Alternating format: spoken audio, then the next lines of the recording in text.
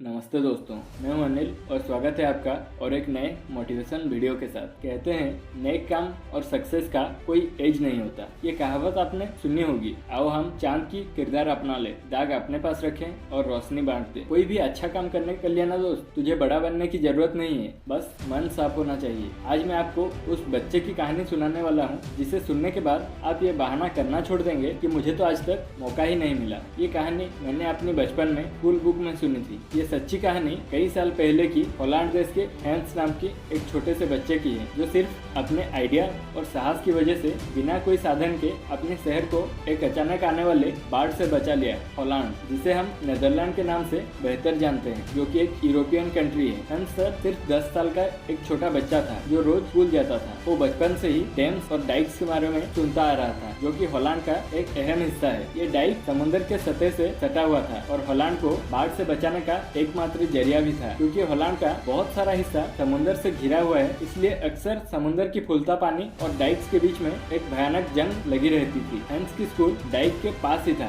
एक दिन hence school से आते वक्त उन डाइक के पास से गुजर ही रहा था कि उसने कहीं से पानी लीक होने की आवाज सुनी। थोड़ी देर इधर उधर देखने के बाद उसने देखा कि डाइक में एक छेद हो गया है और उस होल से पानी तेजी से उसके टाउन में घुस रहा है। छेद इतना बड़ा नहीं था, इसलिए हैंस ने अपनी उंगली उसके अंदर घुसाकर पानी को रोकने की कोशिश करी और इंतजार करता रहा कि कोई उस रास्ते से गुजरेगा और उस छेद को रिपेयर कर देगा। धीरे धीरे अंधेरा बढ़ रहा था और हैंस की अकेलापन भी। उसे डर तो लग रहा था, पर उसने हार नहीं मानी। रात होने लगी थी। उसका बॉडी पूरी तरह से ठंड पड़ चुका था। उसकी उंगली और कंधे में भी बहुत दर्द होने लगा था। साथ ही एक साइड बॉडी सुन्न पड़ चुका था। वो उसे छोड़ के भी नहीं जा सकता था, क्योंकि पूरा शहर बाढ़ से बह जाएगा। हैंस रो रहा था और जोर जोर से चिल्ला भी रहा था, पर कोई आंसर नहीं मिल रहा था। उसकी बॉडी और हाथ और उंगली का पेन इतना बढ़ चुका था कि वो अपने हाथ से दूसरे हाथ को घिसने लगा ब्लड की सर्कुलेशन के लिए, पर वहाँ से उंगली नहीं निकाली। वो ऑलमोस्ट बेहोश होने ही वाला था कि वहाँ से कोई चल के आता हुआ दिखा और वो डैम का